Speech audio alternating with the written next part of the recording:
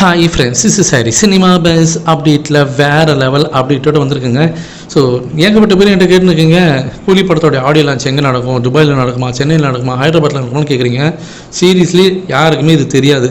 Sun pictures இன்னும் அது முடிவும் பண்ணல. அவங்களோட ஃபஸ்ட்டு ப்ரிஃபரன்ஸ் வந்து துபாயில் பண்ணால் நல்லாயிருக்கும், பிரம்மாண்டமாக பண்ணலான்னு யோசிக்கிறாங்க. அப்படி இல்லைனாக்கா எனக்கு தெரிஞ்சு சென்னையில் பண்ணுறதுக்கு நிறைய வாய்ப்புகள் இருக்குது. ஆனால் இவங்க சொல்கிற மாதிரி ஹைதராபாத்தில் வருமானு கேட்டால் அது டவுட்டு. அது வந்து வேறு ஏதோ ஒரு ஈவெண்ட்டு அனிருத் வச்சு ஒரு ஈவெண்ட் அங்கே வந்து ப்ரொமோஷன் பண்ண போகிறாங்க. வெயிட் பண்ணி பார்ப்போம். அடுத்தது கூலி படத்தோடைய அந்த ஸ்டோரி லைனை பற்றி நிறைய விஷயங்கள் வந்து எனக்கு, ஏன்னா வெளிநாட்டில் இந்த படம் ரிலீஸ் ஆக போது ப்ரொமோஷன் பண்ண ஆரம்பிச்சிட்டாங்க. டிஸ்ட்ரிபியூட்டர் யாருன்றது தெரிஞ்சிச்சு. அவங்க ஒவ்வொருத்தங்களாம் பார்த்தினாக்கா அதுக்கு படத்தை வந்து அங்கே இருக்கக்கூடிய லோக்கலில் இருக்கிறவங்ககிட்டலாம் வந்து படத்தை பற்றி பேசி அங்கே வந்து தேட்டர்ஸ் வந்து பிடிக்க ஆரம்பிச்சிட்டாங்க.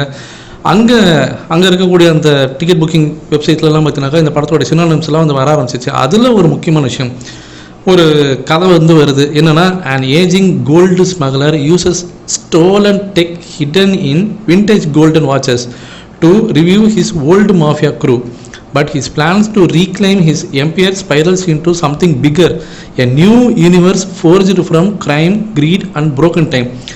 இது நீங்கள் நல்லா ஊற்று பார்த்தா தெரியும். நான் இதை ரொம்ப காலமாக சொல்லியிருக்கேன், இந்த படம் வந்து டைம் ட்ராவல் தானே. அதை தான் வந்து இந்த ஒரு பேராவது பார்த்தீங்கன்னா குறிக்கிறது. அதாவது ஏதோ ஒரு கோல்டு ஸ்மக்லர் ஒருத்தன் பண்ணுறான், அவனுடைய ஓல்டு டெக்னிக்கை யூஸ் பண்ணி அந்த கோல்டு வாட்சஸை யூஸ் பண்ணி அவன் ஏதோ ஸ்மக்லிங் பண்ணுறான் கோல்டை.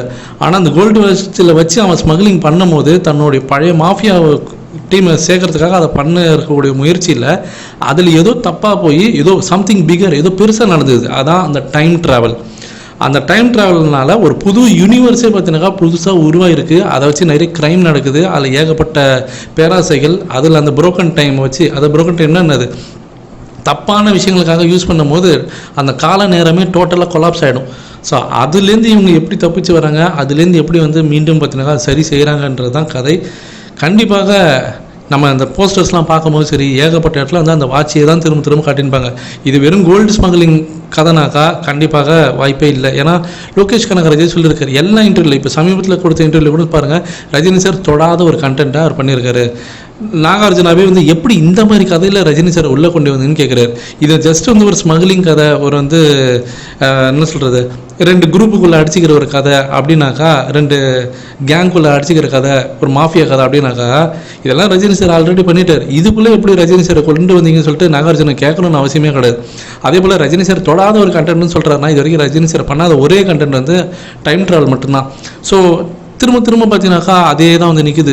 எங்கே பார்த்தாலுமே வந்து அந்த டைமை பற்றி தான் அவங்க காட்டுறாங்க. எங்கே பார்த்தாலுமே அந்த வாட்சை வச்சு தான் வந்திருக்கு. ஏதோ ஒன்று பெருசாக சம்பவம் இருக்குது, வெயிட் பண்ணி பார்ப்போம். ஆனால் அதை தாண்டி ரஜினி சார் இந்த படத்தில் போட்ட எஃபர்ட்டை பற்றி நம்ம பேசி ஆகணும். கண்டிப்பாக ஒரு பெரிய எஃபர்ட் போட்டிருக்காரு. தலைகீழே தொங்கிலாம் வந்து சண்டைலாம் போட்டிருக்காரு. பேங்காங்கலாம் அது பெருசாக வந்து நாங்கள் ஷூட் பண்ணோம் அப்படின்னு சொல்லிட்டு லோகேஷ் கனகராஜே சொல்லியிருக்காருன்னா கண்டிப்பாக ஏதோ பெருசாக சம்பவம் இருக்குது ஃப்ரெண்ட்ஸ் இந்த படத்தில்.